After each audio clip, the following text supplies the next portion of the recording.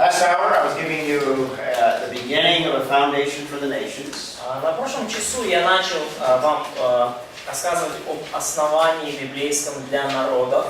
They're rooted in God's purposes.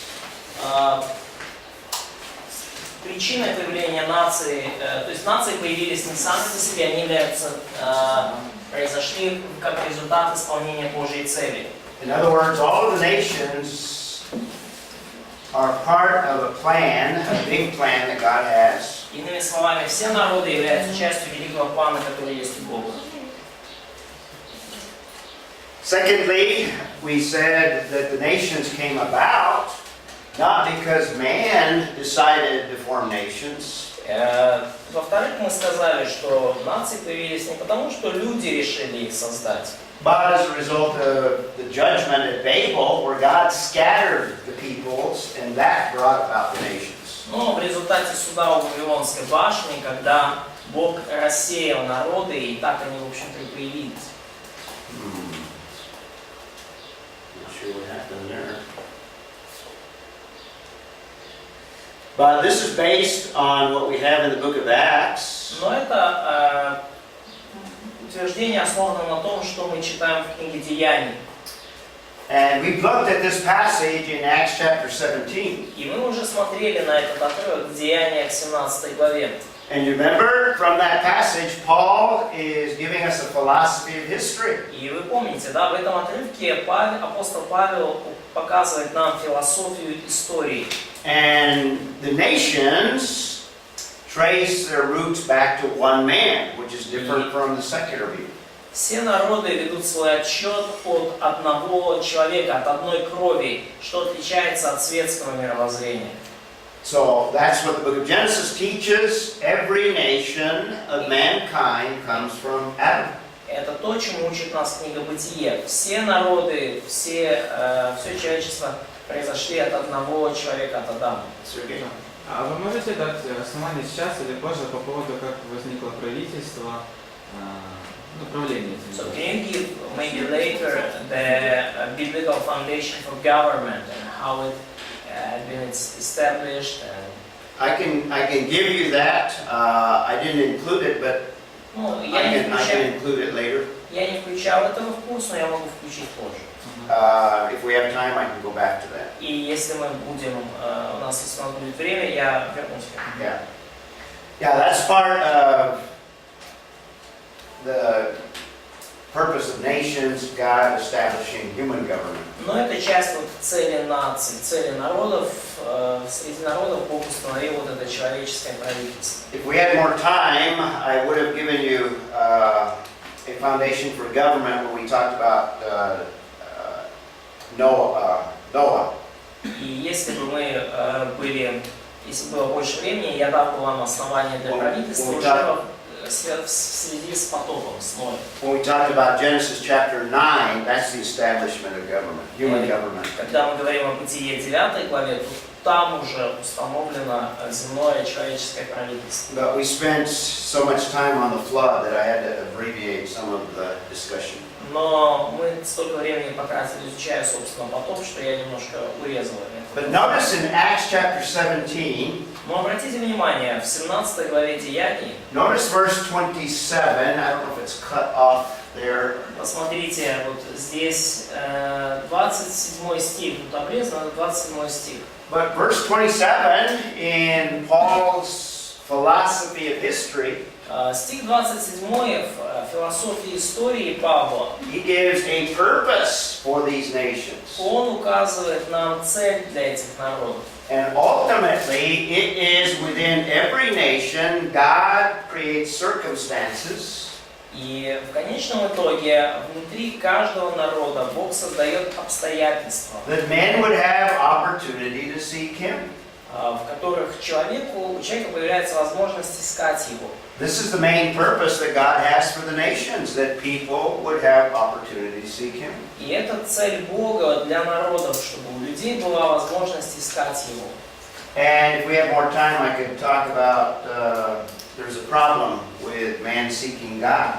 И если будет время, поговорим о проблемах, которые возникают, когда люди ищут Бога. The problem is the depravity of man.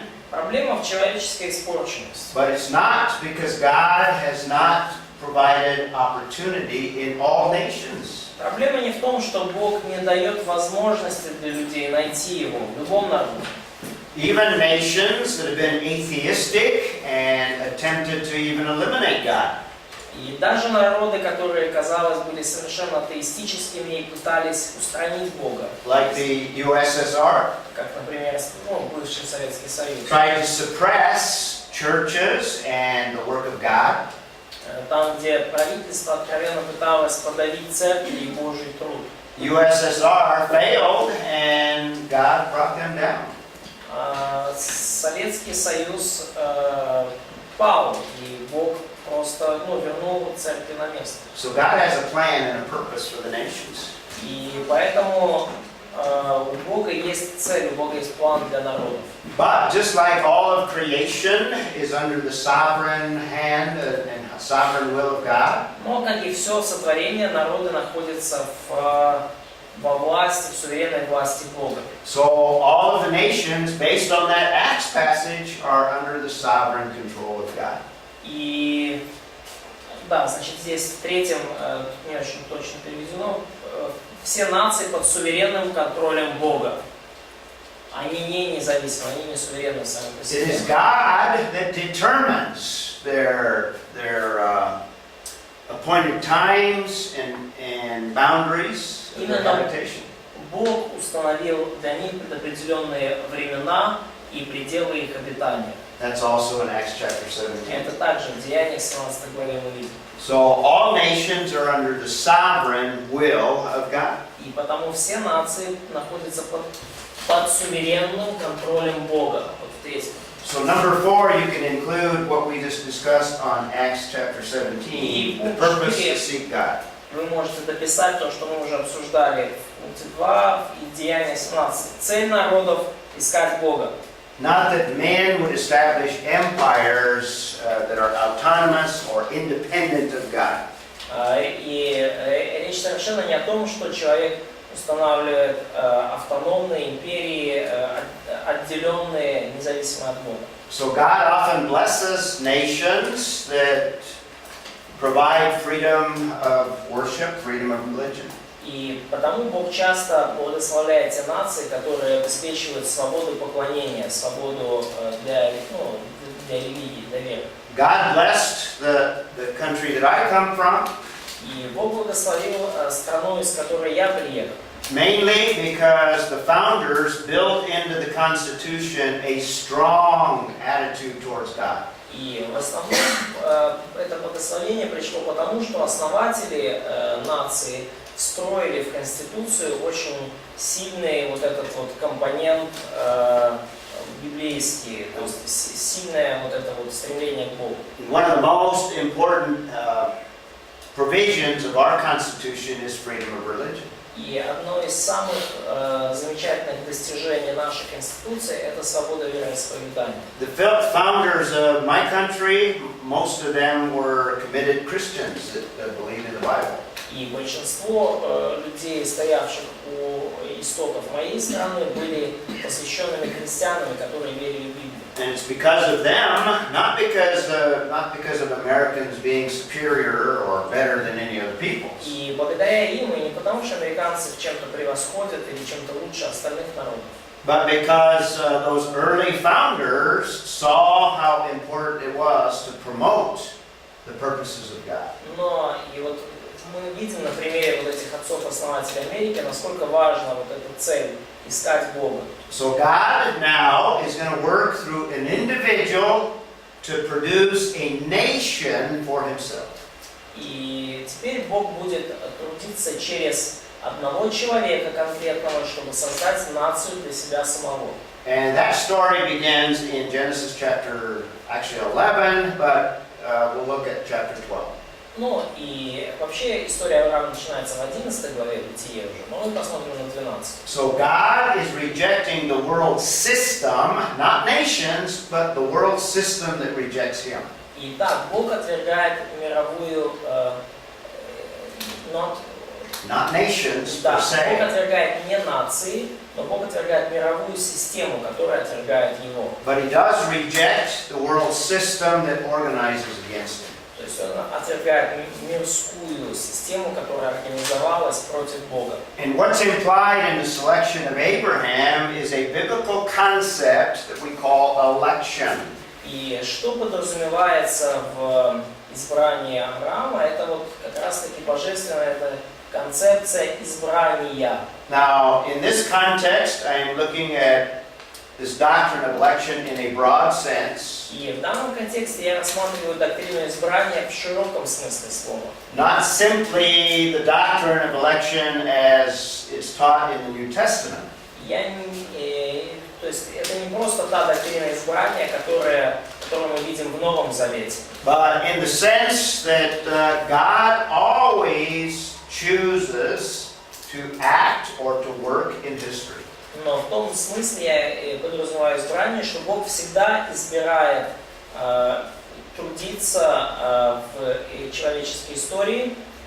And what we might say is that God is the one that initiates all things. И Бог это тот, кто является инициатором всего происходящего. You could say that God is the one that chose to even create a universe to begin with. И вы можете сказать, что Бог сам решил, избрал даже просто создать этот мир. We also saw, when we looked at the first sin of Adam and Eve, Мы также увидели, когда рассматривали первый грех Адама и Евы, God could have chosen to judge both of them and killed them instantly. что Бог мог решить избрать, что Бог мог решить просто осудить и уничтожить их прямо на месте, немедленно. But God chose to exercise grace or express grace, Но Бог решил проявить благодать, and He chose to begin the foundation for all of salvation. и Он решил начать основание для всякого спасения. Adam and Eve, they fled. Адам и Ева сбежали от Бога. They tried to solve the problem of evil on their own. Они пытались самостоятельно, своими усилиями решить проблему зла. But it was God that began the whole plan that would ultimately lead to the resolution of evil. Но именно Бог начал тот самый план, который в итоге приведет к решению проблемы зла. So now, when God is dealing with the world, He chooses one man. И теперь, когда Бог строит свои отношения с миром, Он избирает одного человека. Not necessarily because Abraham was better than all the Mesopotamians, Не обязательно потому, что Авраам был лучше других людей в Месопотамии, because election doesn't depend on the object that is being chosen. потому что избрание не зависит от того или от того, кто или что было избрано. Election depends on the choices and plan that God implements. Избрание зависит от решения и плана Божьего, который тот исполняет. And Abraham simply is the object of God's choice. И Авраам это просто объект избрания божества. So the story of Abraham is the story of God choosing one man out of all of the nations. И история Авраама это история одного человека, которого Бог избрал из всех народов. And God is going to make many provisions and blessings for Abraham. И Бог даст много благословения Аврааму и многим его обеспечит. So let's look at chapter 12 and read what God initiates with Abraham. И давайте откроем 12 главу и прочитаем, что же Бог начал с Авраамом. Можно вопрос? Question. Получается, до Авраама были все язычники, да? So, before Abraham we had the whole world of Gentiles. Yes. Yeah. После потопа, да? Even Abraham was a Gentile. Даже Авраам был язычник. Ну да, Что да. значит язычник? А евреи Ну, такого. получилось. So, what do you mean by Gentile? Non-Jewish. Не еврей. Не было, что евреи. The word Gentile in the Hebrew, do you know what the Hebrew word is? Ну, вы знаете, как слово язычник вообще на еврейском буквально переводится? Да. Они- Гой. Goyim. Goyim, Gentiles or nations, same word, same word. Да, то есть язычники или народы, то есть одно и то же слово. You know the Greek word? А греческое слово знаете? Ethnoi or ethnos. Gentile or nations, you can translate it either. То же самое And язычники. usually in the context it refers to non-Jewish nations. И обычно в данном контексте оно используется именно как нееврейские народы. But Abraham is just another one from the nations that God chooses. Но Бог просто, Авраам это просто еще, просто один из людей в народе, тот человек, который избрал. А еще маленький вопрос. Евреи начали называться от этого Вера, да? Вера. В 11 главе. So, one more question. Did name for Jews or евреи started from Ever? Yes, the Hebrew name Eber, from Eber. Да, и вот, ну, имя евреи это от Евера. And the word Jew came much later. Ну, а слово Jew. Ну, есть просто в английском два слова для обозначения еврея: Jew и Hebrew. In fact, the name Jew didn't arise till pretty much the end of Old Testament history. Ну да, и вот первое из них появилось сразу, как вот от имени Евера, а второе неизвестно вплоть до конца Ветхозаветной And it's истории. mainly related to Judah, the tribe of Judah. И в основном это имя связано с именем колена Иудова. Okay. Иудеи, как мы говорим. Let's look at chapter 12 of the book of Genesis. Хорошо, давайте посмотрим на Бытие 12 главу. And as we always do, let's start with И Oksana. как мы обычно это делаем, начнем с Оксаны. Read verse 1. Прочитай, 12, 12, 12. І промовив Господь до Авраама: вийди зі своєї землі і від родини своєї, з дому батька свого до краю, який я тобі покажу. Okay, so God is speaking to Abraham. Итак, Бог говорит Аврааму. Now, when did God speak these words to Abraham? И когда Бог сказал эти слова Аврааму, What does verse 1 indicate to us? что показывает нам стих 1? Where was Abraham when God spoke these words? Где был Авраам, когда Бог произнес эти слова? In Mesopotamia, in his father's house. Yeah, he was Ur of the Chaldees. Он был в Уре Халдейском. So this is probably the initial message that God gave to Abraham. Скорее всего, это вот изначальное послание, которое Бог дал Аврааму. So he's to depart from his country, he's going to leave his relatives. И ему нужно покинуть свою страну, покинуть своих родственников. His country is the Chaldean country or the Mesopotamian country. Его страна это халдейская страна или Месопотамия. All his relatives are Mesopotamians. Все его родственники тоже месопотамцы. And he will even depart from his father's house after they move to Haran. И он даже покинет дом отца своего, когда они переедут в Харон. Now in chapter 11, verses 27 through the end of the chapter, И в главе 11, с 27 стиха и до конца главы, we have a little bit of that background. We won't read it. у нас описано немножко, скажем так, исторический фон, прошлое родителей Авраама. But it mentions his father Terah, and it also mentions Ur of the Chaldees in verse 28. Но также вот упоминается отец Авраама Фара и Ур Халдейский в 28 стихе.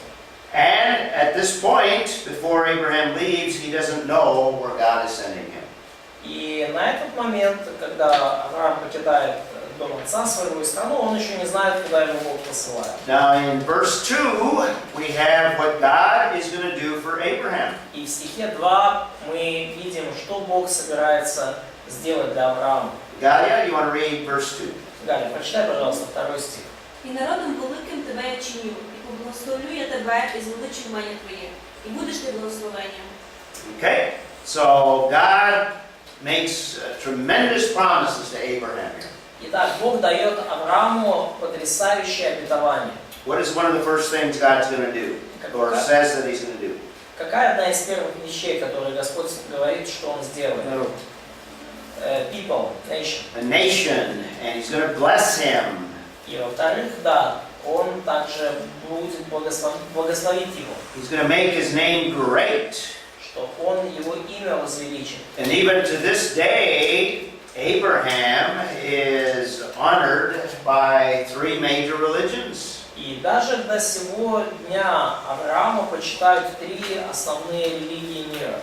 Abraham obviously is honored amongst all Jewish people, Авраама, очевидно, почитают все евреи, but he's also honored by believers in Jesus Christ, the но church. также его почитают верующие в Иисуса Христа, церковь.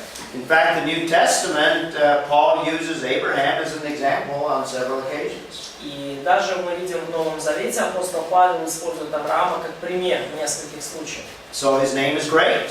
Его имя действительно возвеличено. And not only Paul, but some of the other writers in the New Testament as well. Не только Павлом, но и другими авторами Нового Завета. What's the third major religion? So Judaism, Christianity, honor Abraham. И какая третья мировая религия? Мы видим, что Islam. иудаизм, христианство и ислам также почитают Авраама. Now Islam distorts the story of Abraham. Но ислам исказил историю Авраама, So God made his name great, но тем не менее Бог возвеличил его имя. and God created a nation, the nation of Israel, И Бог сотворил народ израильский. and Abraham was blessed. И Авраам был благословлен. And verse 2 says that Abraham will be a blessing to everyone he contacts with. И стих 2 говорит также, что Авраам будет благословением всем, с кем он будет пересекаться. Katya, do you want to read verse 3? Прочитай, пожалуйста, Катя, 3 стих. Я благословлю благословляющих тебя, и злословящих тебя прокляну, и благословятся в тебе все племена земные. Okay, verse 3 is a summary of what God is going to do for the rest of world history. Стих 3 суммирует все то, что Бог будет делать далее на протяжении мировой истории. So when you look at all of world history, you need to look at it from the perspective of verse 3. И когда вы смотрите на всю оставшуюся мировую историю, вы должны смотреть на нее как с точки зрения вот этого 3 стиха. And you can see from world history, the nations that have blessed the nation of Israel, God has blessed them. И вы увидите на протяжении всей истории, те народы, которые благословляли израильский народ, Бог благословлял их. Again, the founders of my country recognized this verse, this И опять же, verse. основатели моей страны, они принимали во внимание этот стих.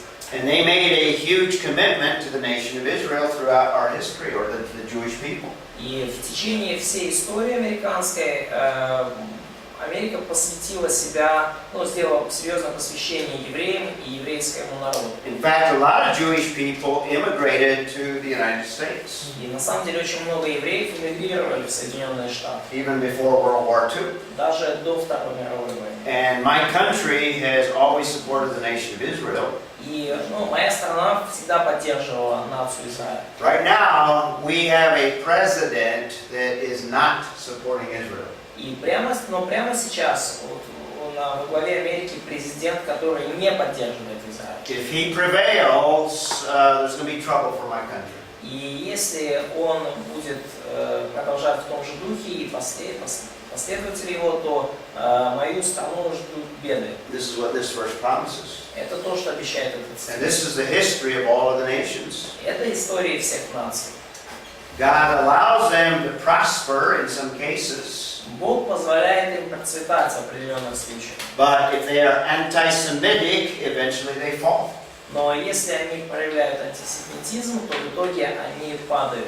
So this is one of the most important verses of all of Scripture. И вот это один из самых важных стихов во всем Писании. Because it gives us a summary of how God is going to deal with the nations for the rest of world history. Потому что он суммирует то, как Бог будет действовать среди народов на протяжении оставшейся мировой истории. So nations will be blessed or nations will be cursed depending on how they treat Abraham and how they treat the Jewish people. И нации будут испытывать благословение или проклятие в зависимости от того, как они будут относиться к Аврааму и его потомкам. The last part of verse 3 is extremely important as well. И последняя часть 3 стиха также крайне важна. In you all the families of the earth shall be blessed. И благословятся в тебе все племена земные. And that is fulfilled in the New Testament. И мы видим исполнение этого обетования в Новом Завете. Jesus Christ fulfilled part of Genesis 12:3. Иисус Христос исполнил часть вот эту Бытия 12 глава 3 стих. Turn to the book of Galatians, chapter 3. Пожалуйста, 3 главу послания Галатам. And I want you to notice some things here. И я хочу, чтобы вы здесь обратили внимание на некоторые вещи. Galatians chapter 3, and Sergey, Галатам 3 глава, Сергей. let's begin reading in verse 6. This is Paul explaining how Abraham is a blessing. Начнем читать 6 стиха. Здесь Павел объясняет, каким образом Авраам стал благословением для всех. Verse 6. Так Авраам поверил Богу, и это вменилось ему в праведность. Познайте же, что верующие суть сыны Авраама. И Писание, провидя, что Бог по вере оправдает язычников, предвозвестило Аврааму: тебе благословятся все народы. Итак, верующие благословляются с верным Авраамом. Okay, stop at verse 8. Is that where you at? Да, на 8 стихе остановимся. Did you read through verse 8? Yeah, he will read verse 9. Okay. You read 9 too? Okay. Notice a couple of things there. First of all, it talks about when Abraham believed God and was justified or received righteousness. И обратите внимание на несколько моментов. Во-первых, когда Авраам поверил Богу, это отменилось ему в праведность. Now, Abraham is applying the same principle to believers in the New Testament. Paul. Yeah. Да, и Павел, мы видим, применяет тот же принцип к верующим Нового Завета. And what he's saying is that Genesis 12:3 is fulfilled when believers believe in Jesus Christ. И что он говорит, что Бытие 12:3 исполнилось, когда верующие поверили в Иисуса Христа. And notice it says that God would justify Gentiles. И обратите внимание также, что Бог планирует оправдать и язычников тоже. In other words, the gospel is available to people from any nation. Иными словами, Евангелие доступно людям из любого народа. But it's through faith. Но это все по вере. And it even says that the gospel was preached beforehand to Abraham. И даже говорится о том, что изначально Евангелие было проповедано Аврааму. And he quotes out of Genesis 12:3. И он цитирует из как раз таки Бытие 12 главы 3 стих. It's through the gospel of Jesus Christ that God is blessing all the nations. И потому Евангелием Иисуса Христа также является то, что Бог будет благословлять все народы. You Ukrainians are blessed as a result of Jesus Christ. Вы, украинцы, благословлены в результате того, что сделал Иисус Христос. And through Jesus Christ, God is fulfilling Genesis 12:3 in the life of you Ukrainians. И через Иисуса Христа Бог исполнил Бытие 12 главу 3 стих в жизни украинского народа. You see how all of the nations have been blessed in Jesus Christ. Видите ли вы, как все нации были, все народы были благословлены в Иисусе Христе? And this is partially fulfilled in what Jesus accomplished. И это частично исполнилось в том, что сделал, чего достиг Иисус. В чем заключается это благословение? Это как спасение или что? So what this blessing is all about? Is it about salvation? Is it about what is all about? What this blessing look like for nations? The blessings? Well, just trace it historically. Ну, просто проследи историю. You can see in the life of Abraham how God used Abraham to bless the peoples that he came into contact with. И ты видишь в истории Авраама, как он являлся благословением для тех людей, с которыми он сталкивался. For example, Abraham delivered Lot and his family and even the city of Sodom from the armies from the east.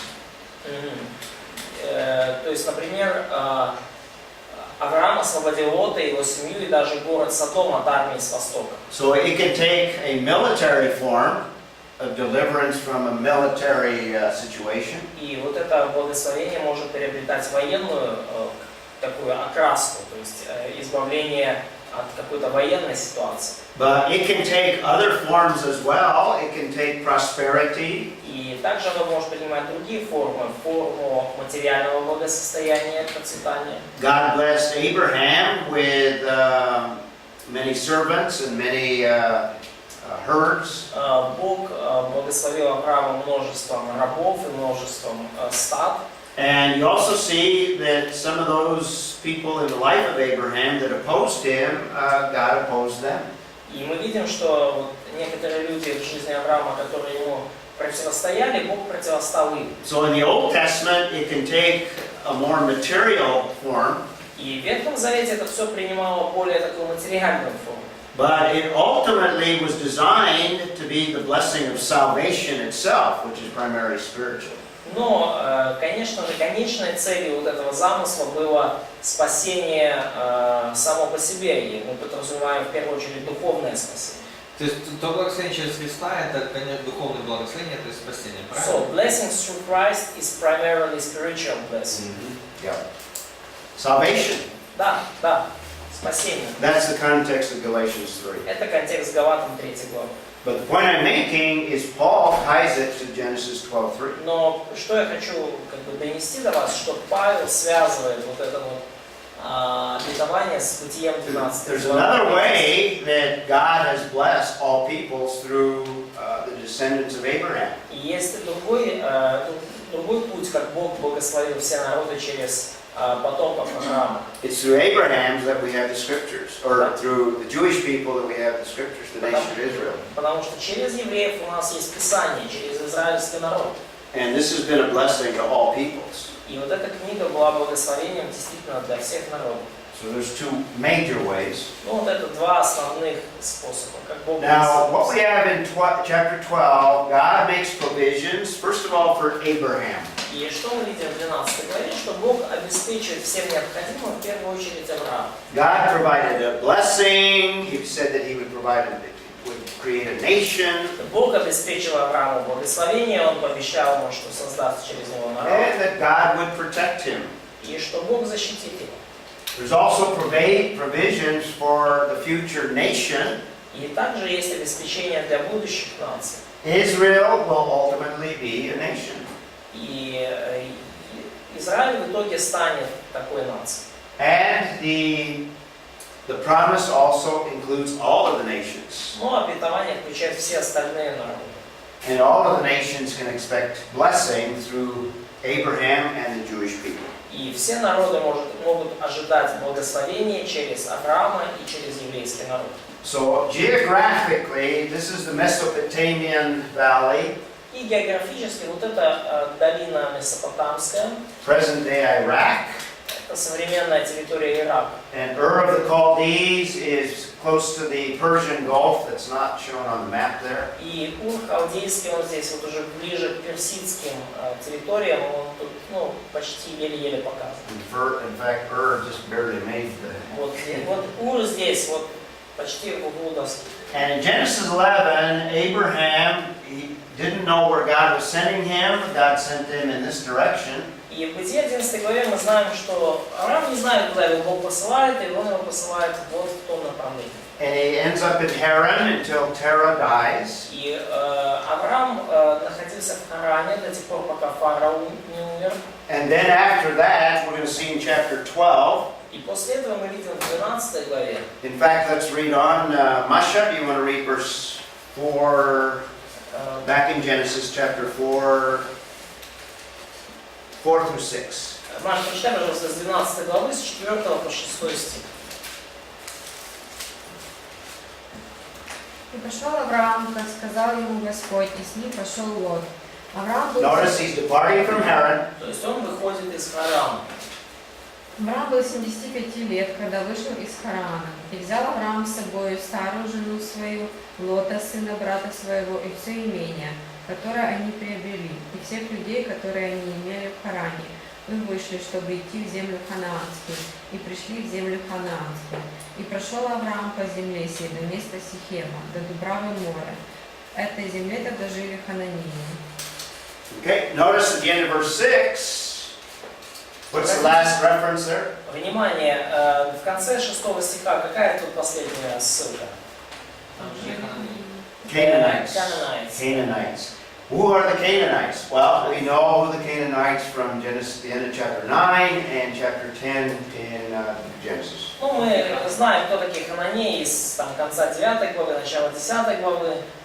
So Где они жили, тоже he знаем. leaves Haran, and in verse 6 he ends up in Shechem in the land of Israel. То есть он покидает Харан, и 6 стих, вот он в Сихеме, вот в земле уже. And Shechem is about in the center of the land of Israel.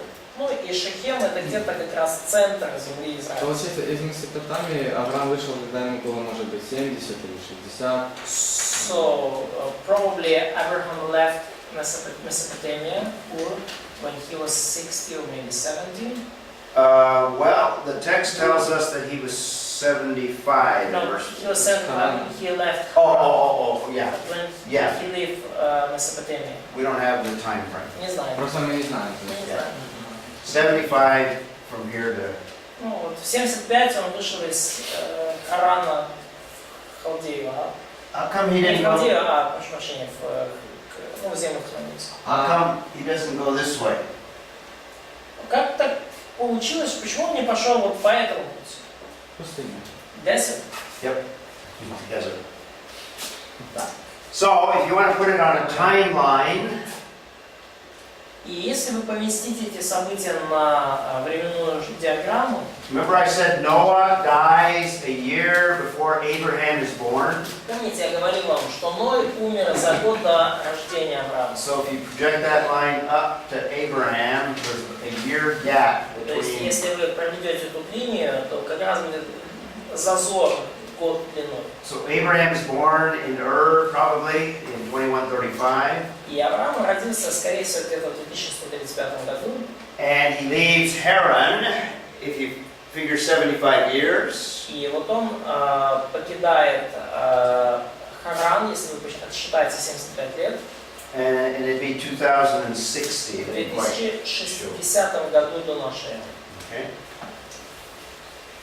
And just a larger map here. Here's the Dead Sea. See, Galilee is off the map. Укрупненная карта, вы видите вот здесь Мертвое море, Галилея, там на карте ее нету, она выше. Shechem about in the middle of the country. Шехем это где-то он в середине страны. In later history, there would be Jerusalem down lower, Bethlehem, Jerusalem. Ну, чуть позже центром страны станет Иерусалим, он тут пониже. And to give you a feel of what it looks like, these are photographs of present-day Shechem. Ну, вот чтобы вы прочувствовали, как оно выглядело, вот фотографии нынешнего Сихема. Shechem would have been in this area. Шехем он был вот где-то вот в этой области. And we have Mount Ebal and in the background there. И мы видим вот тут на заднем плане гора Эваль. And this would be Mount Gerizim. И вот эта гора Харазим. Shechem is in the middle between the two. И Шехем он посередине между ними. Looking in the other direction, there's Mount Ebal, and this would be Shechem. И посмотрим с другой стороны, вот тоже эта гора Эваль, и вот здесь Сихем под ним. Now, I was able to visit Shechem a long time ago, before you guys were born, I think. Ну, у меня была возможность посетить Сихем еще давно-давно, вы еще, наверное, не родились. But it's difficult to visit today because it's in the West Bank and Arabs control that area. Но теперь уже трудно посетить это место, потому что это на западном берегу реки Иордан, и арабы контролируют. But in Shechem, there's an archaeological site that they believe dates way back, Но the Old Testament time. в Сихеме есть археологическая раскопка, которая, как говорят ученые, она относится именно к ветхозаветным временам. So we have Abraham leaving or arriving in the land of Canaan in 2060. И мы видим, что Авраам приходит в вот эту ханаанскую землю в And in 2060. 2036, we have an important covenant. И в 2036 мы видим, что заключается очень важный завет. Now, in chapter 12, this is just a promise that God gives to Abraham. И в главе 12 это просто обетование, мы видим, которое Бог дает Аврааму. In chapter 15, God enters into a covenant and makes these provisions into a covenant. Но в главе 15 Бог вступает в завет и обеспечивает вот все необходимое для завета. So, our first implication, we saw that God rejects the world system. Итак, мы видели наш первый вывод, что Бог отверг мирскую систему. And God does a work of election in choosing one man out of the И nations. Бог совершил тут избрание, выбрав одного человека из всех народов. And thirdly, God is going to enter into a covenant. Что Бог вступает в завет. And just to remind you, we talked about covenants, berit. И я просто напоминаю вам, мы уже говорили о завете в Берит. We talked about covenants with Noah. Мы говорили о завете с Ноем. So let me review a little bit of covenants. И давайте я просто сделаю небольшой обзор снова завета. First of all, what is a covenant? You remember? We asked you. Что такое завет? Вы помните, я спрашивал. What's number one here? Что такое завет? Contract. It's a contract. Or treaty. In other words, or treaty, it's a contract, but it's legally binding. То есть это юридически составленный контракт. A legal document that has the law behind it. То есть Legal document. это юридический документ, за которым стоит какой-то And it's a закон. contract or a treaty. Это соглашение или пакт или договор. And the main feature is that it specifies the behavior that is to take place as a result of the covenant. И главная особенность договора в том, что он предписывает определенное поведение сторонам, которые его заключили.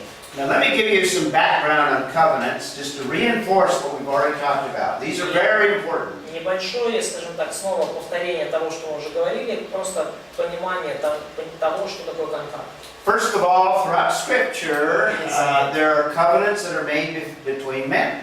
Во-первых, в течение всего Писания мы видим заветы, которые заключаются между людьми. In fact, very quickly, let's look some of these up. Заветы. Очень быстро рассмотрим некоторые из них. Vitaly, Genesis 21:27. Итак, давай Бытие 21-27 прочитаем. Oksana, look up Malachi 2:14. Малахия 2:14. Malachi 2:14. Малахия 2:14. Galia, Joshua 9:7. Галя, Иисус Навин 9:7.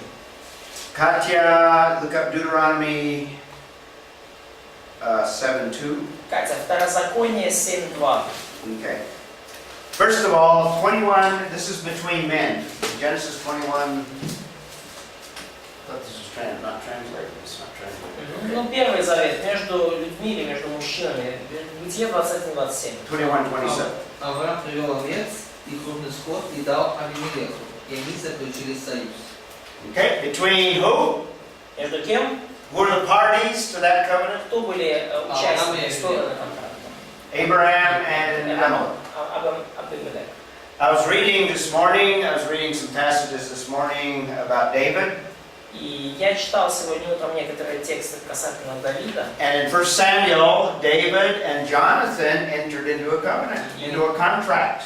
Кстати, вот в Первом Царстве мы видим, что Давид и Иоаннафан вступили вот в такой завет или контракт. So there's a lot of examples in Scripture of covenants between one man and another man. И потому много таких примеров в Писании, когда двое мужчин вступают в союз. Oksana, Malachi 2:14. Оксана, Малахия 2:14. Малахия 2:14. Вищий год произошло за те, що засвідчив Господь між тобою і жоною юнацтва твого, який ти невірність вчинив, а вона ж твоя подруга, і дружина умови твоєї. Okay, what kind of contract's that one? А какого рода контракт или договор здесь? To individuals, but now it's a marriage Да, contract. то есть опять же два человека, но это уже брачный завет. Legally binding. То есть юридически скрепленный, юридически составленный. That's a contract. И это контракт. And Joshua 9:7. Иисуса Навина 9:7. І сказали Ізраїлю Oh, Божий got it. до хівдеян. Може, ви сидите поблизу нас, то як ми складемо з вами умову? What's that? Who are the parties to that covenant? Кто здесь участники этого завета? Народ ізраїльський і народ хівдеян. People of Israel and Hivites. Two tribes, Два племени. between tribes. То есть два, да, между двумя племенами. Okay, Deuteronomy 7:2. Katya. Второзаконие 7:20, Катя. 20. 7:2. прошу прощения. Deuteronomy 7:2. «И предаст их тебе Господь Бог твой, и поразишь их. Тогда предай их заклятию, и не вступай с ними в союз, и не щади их». Who are the parties to that covenant? Кто здесь участники этого завета? More than tribes. Это уже более чем народы. Более чем, я прошу прощения, более чем племена. Ну, все Nations. Уже народы. Two nations. То есть там Иисус Навин между племенами, а во второзаконии между нациями, народами. And by the way, there's other examples of other tribes, there's other examples of nations. Ну и, конечно же, есть другие примеры заветов между племенами и заветов между народами. Now, when we come to the Noahic covenant and now the Abrahamic covenant, И вот, когда мы уже рассматривали Ноев завет, и вот завет с Авраамом. we have God entering into a covenant with men. И это два таких завета, примеры завета Бога с человеком. Or it's a contract that God enters into with man that is legally binding. То есть это контракт, в который Бог вступает с человеком, который юридически оформленный и юридически составлен. We've seen the contract with Noah and now with Abraham. Мы видели контракт, завет с Ноем, и теперь мы видим контракт с Авраамом. Later, we'll look at a Mosaic contract. И позже мы увидим Моисеев завет. There's also a Palestinian, a Davidic, and a new covenant. Также палестинский завет, Давидов завет и Новый завет. А можно назад, пожалуйста, 5 секунд? Can you turn back? И вопрос насчет второзакония 7.2. Там же наоборот сказано, не вступайте в завет. So, the question is about Deuteronomy 7:2. It's written, not make no treaty with them. It's berit. Да, но там то же самое слово берит еврейское. Yeah, it's contract or covenant. То есть контракт, завет.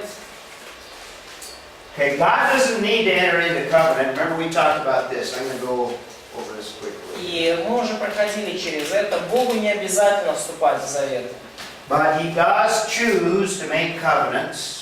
Но Он выбрал заключать такие заветы, и Он решил это делать. And in Scripture they have a very unique significance to history. И для истории это имеет очень уникальное, особенное значение. Because what they are doing is they are specifying how God is going to work in history. Потому что эти заветы детализируют, подробно показывают, как Бог будет трудиться в истории. And you can look at history to see whether God fulfilled His covenant or not. И вы можете всегда посмотреть на историю и увидеть, исполнил ли Бог свой завет, обещанное или нет. And history demonstrates that God is always faithful to His covenant. И история показывает, что Бог всегда верен своему завету. And we also see a measure of whether man is faithful to the covenants that he is responsible for. И также мы видим в завете значительную роль человека. Он также ответственен за свою часть. And the main one that man is responsible for is the Mosaic covenant. И основной main covenant. И основной Mosaic. завет, где человеку надо было проявить свою ответственность, это Моисеев завет. And history demonstrates that Israel continually fails to keep their part of the covenant. И история показывает, что Израиль постоянно терпел неудачу в том, чтобы соблюдать этот завет. So let's look at chapter 15. И давайте посмотрим на 15 главу Бытия.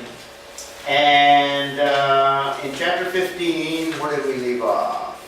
Katya, you read last На week. каком мы остановились? В Кто читает Бытие 15? Sergey, read 15:1 and 2. Прочитай, пожалуйста, 1 и 2 стих 15 главы Бытия. После этих происшествий было слово Господа к Аврааму в видении ночью. И сказано: «Не бойся, Авраам, я твой щит, награда твоя весьма велика». Авраам сказал: «Владыка Господи, что ты дашь мне? Я стою бездетным, распорядитель в доме моем, этот Елизер из Дамаска».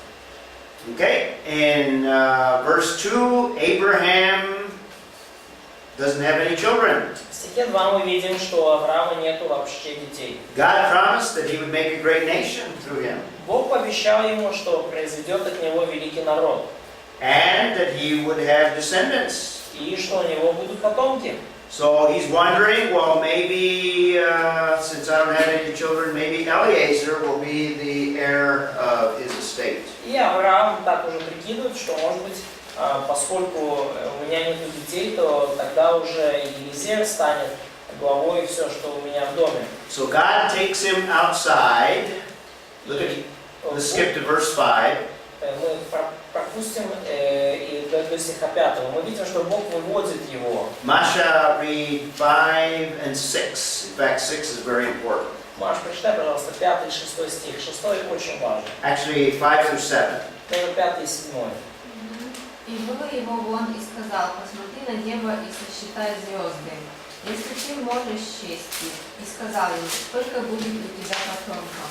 Авраам поверил Господу, и он менил ему это в праведность. И сказал ему: я Господь, который вывел тебя из Ура Халдейского, чтобы дать тебе землю сию во владение. Okay, notice a couple of things in that passage. Обратите внимание на несколько вещей в этом отрывке. How many descendants will Abraham have? Сколько потомков будет у Авраама? Lots. Много. If you can count the stars, then you can count the descendants. Если можете посчитать звезды на небе, вот тогда, может быть, и потомков So сосчитать. many descendants. Много-много потомков.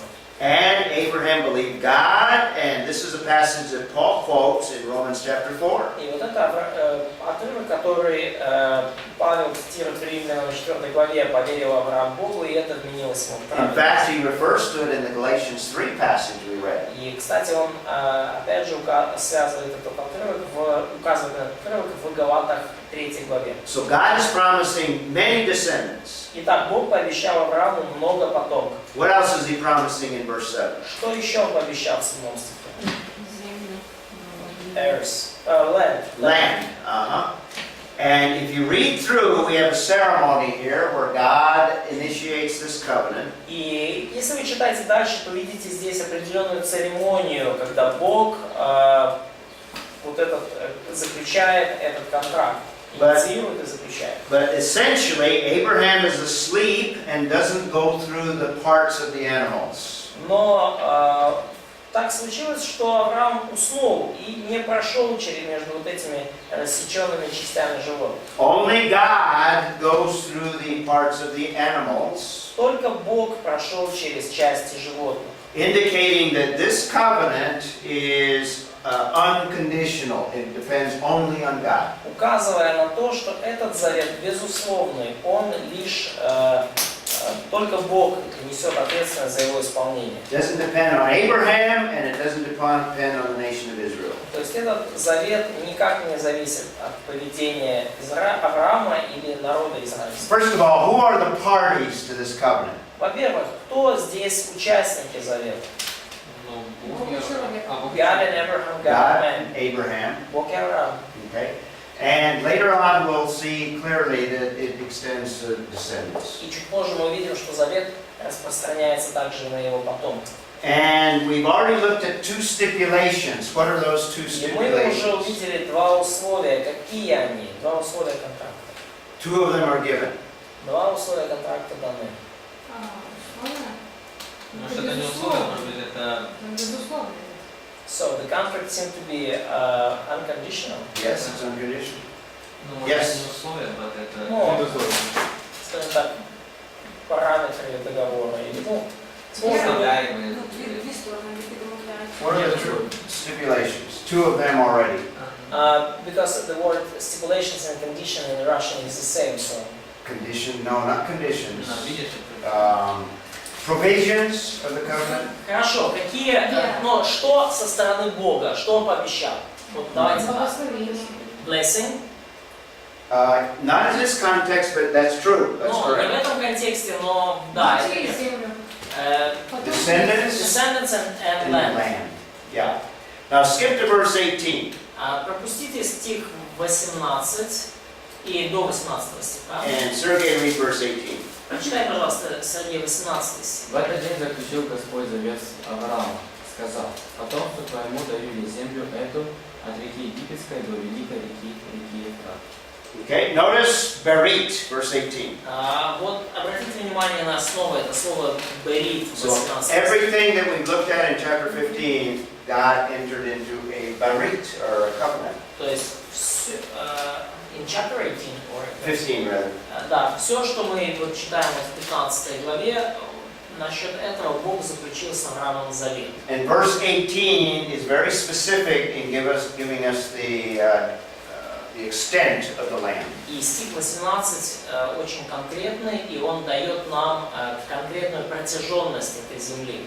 So from chapter 15, descendants or seed, the seed, the Из descendants. 15 главы мы видим семя или потомков, как обещание Авраама. There are three major stipulations. They involve descendants or seed И есть три основных, ну, не условия, а ну, как обещания со стороны Бога. and the land of Israel. Это семя, это земля Израилева. And Three. yeah, this is two.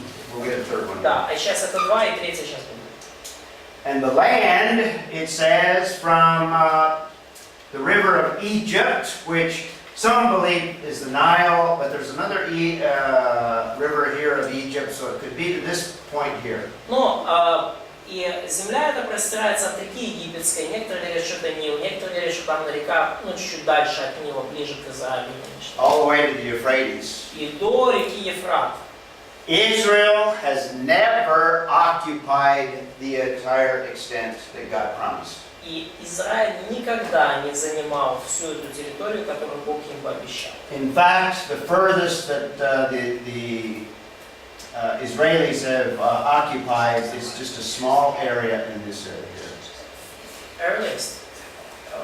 No, it's the earliest territory, yeah? Or Not earliest. Current. Greatest. Да, ну то есть даже самая большая их территория простиралась где-то вот, ну, вот в этом районе. Yeah, in the days of Solomon, it went up something like that. Ну, во дни Соломона, да, в самый расцвет, они вот где-то столько территорий But занимали. it's never gone all the way to the Euphrates. Но никогда до Ефрата не доходили. This is a covenant that God is going to fulfill. И это завет, который Бог исполнит.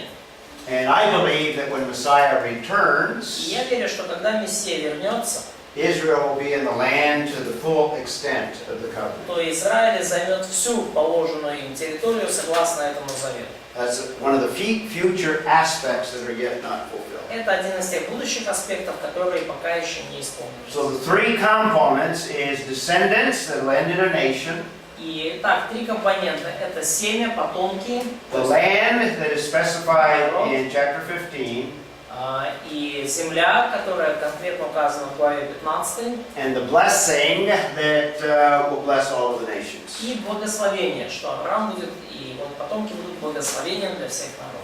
And we saw from Galatians, part of that is fulfilled in Christ. И мы увидели уже из послания Галатам, что часть этого благословение исполнилось в Иисусе Христе. But it has not yet totally been fulfilled and will not be fulfilled until the future.